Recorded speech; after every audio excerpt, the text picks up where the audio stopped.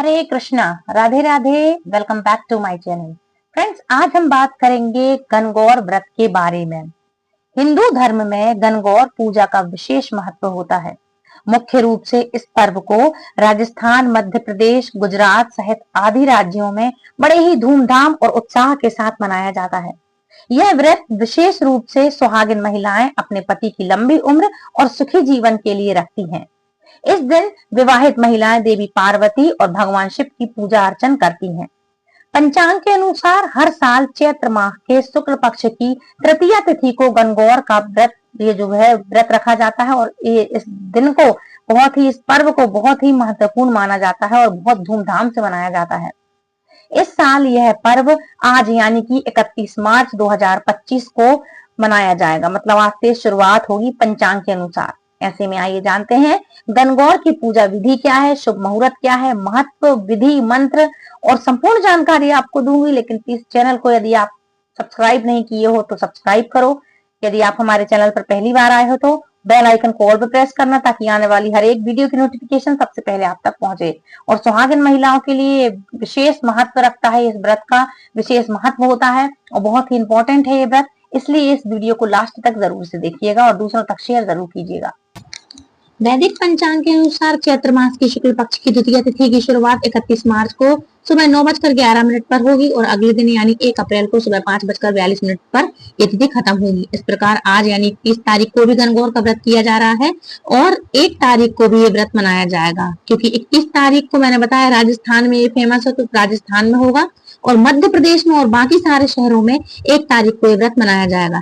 तो आप इस पर्व को 21 तारीख को भी मना सकते हैं और 1 तारीख को भी आप व्रत रख सकते हैं। यदि आप 21 तारीख को नहीं कर पाए हैं तो 1 तारीख को पूरा दिन इसका शुभ मुहूर्त है तो आप व्रत कर सकते हैं। गणगौर पूजा व्रत की विधि क्या है? तो देखो, इस दिन सुबह सुबह महिलाएं स्नान करके नए और साफ सुथरे कपड़े पहनती हैं और फिर वे मिट्टी या लकड़ी से गौरी शंकर जी की पूजा बनाकर उनका सुंदर श्रृंगार करती हैं। पूजा के दौरान हाथ में दूब, मतलब दूब जिसको हम बोलते हैं दूबा और जल लेकर देवी गौरी को अर्पित किया जाता है। फिर देवी गौरी को 16 श्रृंगार की चीजें चढ़ाना चाहिए। इसके अलावा चंदन, अक्षत, रोली, कुमकुम और दूबा चढ़ा करके माता जी की पूजा जरूर से करनी चाहिए, मैया गौरी की। इनका ये जो रूप देखते हैं आप गणगौर का, इन्हीं का रूप माना जाता है माता गौरी और शंकर जी के रूप में, मतलब शिव पार्वती के रूप में गणगौर रूप में बनाया जाता है और इनकी पूजा की जाती है। इनको दूबा वगैरह चढ़ा करके, फूल पत्र, बेल पत्र जो भी है आप इनकी चढ़ा करके इनकी पूजा अर्चना करें और भगवान शिव और माता पार्वती, जिनको हम शिव और गौरी के रूप में जानते हैं, शिव और गौरी के सामने धूप दीप जलाएं और उन्हें चूरमे का भोग जरूर से लगाएं। आपने देखा होगा कि चूरमे के लड्डू राजस्थान वगैरह बनते हैं, तो ये वहां का विशेष व्यंजन होता है और वहां बहुत ही इंपॉर्टेंट होता है आज का ये भोग। तो इनको आप चूरमे का भोग अवश्य से लगाएं। एक थाली में चांदी का सिक्का, सुपारी, पान, धूप, दही, गंगाजल, हल्दी, कुमकुम और दूबा रख करके विशेष जल तैयार करें। इस जल को पहले भगवान शिव और माता पार्वती पर छिड़का जाता है और फिर घर के सभी सदस्यों के ऊपर और पूरे घर में छिड़का जाता है। ध्यान रखिएगा, फूल इसमें छेवले के फूल हैं जो उसको चढ़ाया जाता है, मतलब उसमें एक कलर निकलता है, एक ऑरेंज कलर तैयार होता है। वो विशेष रूप से भगवान शिव की पूजा में बहुत ही फलदायी होता है। इसलिए उस पौधे में यदि और आपने देखा होगा वेलवेट की तरह जैसे मखमल होता है, उस तरह के गद्दीदार पत्तियां होती हैं और बहुत सुंदर खूबसूरत से उसके फूल होते हैं। तो उस फूल को चढ़ा करके उसमें पानी जो उसका होता है ऑरेंज कलर होता है और इसको आप भगवान शिव पे जरूर से चढ़ाएं। इस फूल को छेवले के जिसको हम बोलते हैं, ये इस फूल को चढ़ाने से भगवान शिव और माता गौरी बड़ी ही प्रसन्न होती हैं। तो इसके जल को पूरे घर में गंगा जल की तरह छिड़काव करें, भगवान शिव पर ये फूल भी चढ़ाएं। इस दिन विवाहित महिलाएं अपने पति की लंबी उम्र के लिए प्रार्थना करती हैं और जबकि कुंवारी लड़कियां अच्छे वर के लिए भी माँ गौरी से मन्नत मांगती हैं, माँ गौरी की पूजा करती हैं। और इस पूजा का समापन गणगौर माता की मूर्ति के विसर्जन के साथ किया जाता है। कुछ दिन पहले से जब तैयारियां चालू करते हैं तो अपने घर में जो भी आपकी सामग्री हो, आप कुछ दिन पहले से कुछ चीजें इकट्ठी कर लें, जैसे कि सिंदूर, काजल, मेहंदी, रोली, अक्षत, मेहंदी वगैरह एक दिन पहले से लगवा लें। चूड़ी है, नए वस्त्र हैं, या जो सुहागन महिलाएं हैं वो अपने चढ़ाए का जोड़ा रहता है, जो भावरों की जिसको हम साड़ी बोलते हैं, लहंगा है या जोड़ा है, जो कुछ भी है वो तैयार कर लें, है ना। तो इस तरह से मेहंदी, माहौर, बिछुआ, सिंदूर, पायल, कंघी, सब चीज अपनी सुहाग पिटारी एक आप खुद से रखें, एक माँ गौरी के लिए तैयार करें। इसलिए जो भी चीजें आपको तैयार करनी हो, या तो आप उस दिन हो टाइम तो जा सकें तो जाएं, नहीं तो एक दिन पहले से आप तैयारी करके रख लें। सुहाग की चीजें हैं ये, सुहाग की चीजें आप लेकर के आए और माँ गौरी को अर्पित करें, और फिर स्वयं ही इसका आप यूज कर सकते हैं, और या फिर आप दूसरों को भी दे सकते हैं अपने घर में। आज के दिन ये व्रत बहुत ही धूमधाम से मनाया जाता है, खास करके जैसा कि मैंने आपको बताया है कि कुछ जगहों पर ये बहुत ही धूमधाम से मनाया जाता है, जैसे कि राजस्थान हो गया, तो राजस्थान में ये बहुत ही, और राजस्थान उदयपुर बहुत ही धूमधाम से इस व्रत को मनाती हैं औरतें, और गाजे बाजे के साथ इनका विसर्जन करती हैं, पूजा करती हैं, और फिर खूब नाचती गाती हैं, और खूब धूमधाम से ये पर्व आज के दिन ये मनाती हैं वहां पर। इसलिए इसे पूरी श्रद्धा और भक्ति के साथ मनाया जाता है। गणगौर व्रत को सौभाग्य, सुख, समृद्धि और पारिवारिक खुशहाली का प्रतीक भी माना जाता है। कहा जाता है कि इस व्रत को करने से विवाहित महिलाओं को अखंड सौभाग्य की प्राप्ति होती है। अच्छा घर और अच्छा वर मिलने के लिए कुंवारी लड़कियां भी मैया गौरी की पूजा कर सकती हैं, भगवान शिव की पूजा कर सकती हैं। और गणगौर का व्रत सबसे पहले, सबसे उच्च कोटि का और प्रथम व्रत है कि इसके लिए आप अच्छे घर और अच्छे वर के लिए आप इस व्रत को कर सकती हैं, और अपने पति की लंबी उम्र के लिए करती हैं तो इनसे आपके पति की लंबी उम्र होती है। वहीं कुमारी लड़कियों के जो शादी के योग नहीं बन रहे हैं, लड़कियों को उनके योग और अच्छा वर मिलता है, शादी के योग जल्दी से बन जाते हैं, माँ गौरी का आशीर्वाद मिलता है। यह त्योहार शिव पार्वती के प्रेम विवाह का प्रतीक माना जाता है, इसलिए इस त्योहार को पूरी श्रद्धा और भक्ति के साथ खूब अच्छे से मनाइएगा। अब बात करेंगे कि गणगौर पूजा मंत्र कौन सा है, मतलब जब गणगौर की आप जब पूजा करेंगे तो इसका मंत्र कौन सा है। तो मंत्र है ओम उमा महेश्वराय नमः। कौन सा है? ओम उमा महेश्वराय नमः। ये मतलब गौरी शंकर सीताराम जय पार्वती शिव सीताराम, ये मंत्र हुआ, और ये ओम उमा महेश्वराय नमः, ये दो मंत्र हैं जो शिव शक्ति, शिव गौरी के मंत्र हैं। तो आप इन मंत्रों का जाप जरूर से कर सकते हैं। या फिर एक मंत्र और बता दूं आपको, ये मंत्र है या देवी सर्वभूतेषु माँ गौरी रूपेण संस्थिता नमस्तस्यै नमस्तस्यै नमस्तस्यै नमो नमः।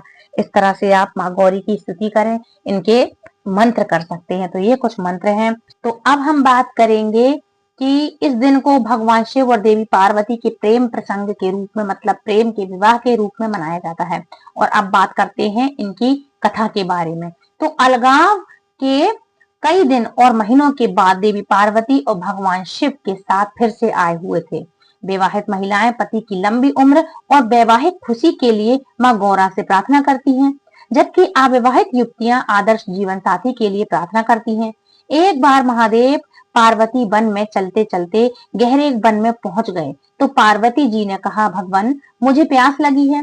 महादेव ने कहा, देवी देखो उस तरफ पक्षी उड़ रहे हैं, वहां जरूर पानी होगा। पार्वती जी वहां गई और वहां एक नदी बह रही थी। पार्वती ने पानी की अंजलि भरी तो पहले अंजलि में दूबा का गुच्छा आया, और दूसरी बार अंजलि भरी तो तेसू के फूल आ गए, और तीसरी बार अंजलि भरने पर मतलब ढोकला नामक का फल आया। इस बात से पार्वती जी के मन में कई तरह के विचार उठे, पर उनकी समझ में नहीं आया कि महादेव जी ने बताया कि, मतलब उनकी समझ में नहीं आया। तब महादेव जी ने बताया कि आज चैत्र मास की तीज है, सारी महिलाएं अपने सुहाग के लिए गणगौर मतलब गौरी उत्सव करती हैं। गौरी जी को चढ़ाए हुए धूप, फूल और अन्य सामग्री नदी में बहकर आ रहे हैं। पार्वती जी ने महादेव जी से विनती की कि हे स्वामी, 2 दिन के लिए आप मेरे माता पिता का नगर बनवा दें, जिससे सारी स्त्रियां यहीं आकर गणगौर के व्रत का उत्सव को बड़ी धूमधाम से मनाएं और उत्सव करें, और मैं खुद ही उनको सुहाग बढ़ाने वाला आशीर्वाद दूं। महादेव जी ने अपनी शक्ति से ऐसा ही किया। थोड़ी देर में स्त्रियों का झुंड आया तो पार्वती जी को चिंता हुई और महादेव जी के पास जाकर कहने लगी, प्रभु मैं तो पहले ही वरदान दे चुकी, अब आप दया करके इन स्त्रियों को अपनी तरफ से सौभाग्य का वरदान दें। पार्वती जी के कहने से महादेव जी ने उन्हें सौभाग्य का वरदान दिया, और ये इस तरह से उनको भी सौभाग्य का वरदान मिला। अब आती है गणगौर की दूसरी कथा। तो गणगौर कथा के अनुसार एक बार भगवान शिव और माता पार्वती और नारद जी साथ में भ्रमण के लिए निकले और चैत्र शुक्ल की तृतीया के दिन एक गांव पहुंचे। उस गांव की गरीब महिलाओं को जब उनके आने की खबर मिली तो वो थाल में हल्दी और अक्षत लेकर उनके स्वागत के लिए पहुंच गई और मां पार्वती उन महिलाओं की निश्चल भावना से प्रसन्न हुई और उन पर सुहाग रस का आशीर्वाद बरसा दिया। कुछ ही समय पश्चात धनी वर्ग की महिलाएं सोने चांदी की थाली में तरह तरह के पकवान लेकर और 16 श्रृंगार किए भगवान शिव और माता पार्वती के पास पहुंची। इन स्त्रियों को देखने के बाद भगवान शिव ने माता पार्वती से प्रश्न किया कि तुमने तो सारा सुहाग रस निर्धन वर्ग की महिलाओं को दे दिया, अब इन्हें क्या देंगी? इसके जवाब में मां पार्वती बोली कि इन स्त्रियों को ऊपरी पदार्थों से निवृत्त रस दिया है। मैं इन महिलाओं को अपनी उंगली चीरकर रक्त छिड़क कर सुहाग का वरदान दूंगी। माता पार्वती ने उन महिलाओं को आशीर्वाद दिया कि वो वस्त्र आभूषण और बाहरी मोह माया का त्याग कर अपने पति की सेवा तन मन और धन से करेंगी, उन्हें अखंड सौभाग्य की प्राप्ति होगी। इस घटना के बाद पार्वती मां भगवान भोलेनाथ से आज्ञा लेकर नंदी में स्नान करने चली गई। नंदी के ऊपर चढ़कर स्नान करने चली गई।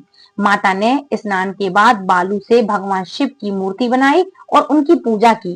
भोग लगाकर तथा प्रदक्षिणा करके 2 कण का प्रसाद ग्रहण किया और माथे पर टीका लगाया। उस पार्थिव शिवलिंग से शिवजी स्वयं प्रकट हुए और उन्होंने माता पार्वती को वरदान दिया कि आज के दिन जो महिलाएं पूरा पूजन करेंगी और तुम्हारा व्रत करेंगी उसका जीवन साथी चिरंजीवी रहेगा और मोक्ष की उसको प्राप्ति होगी।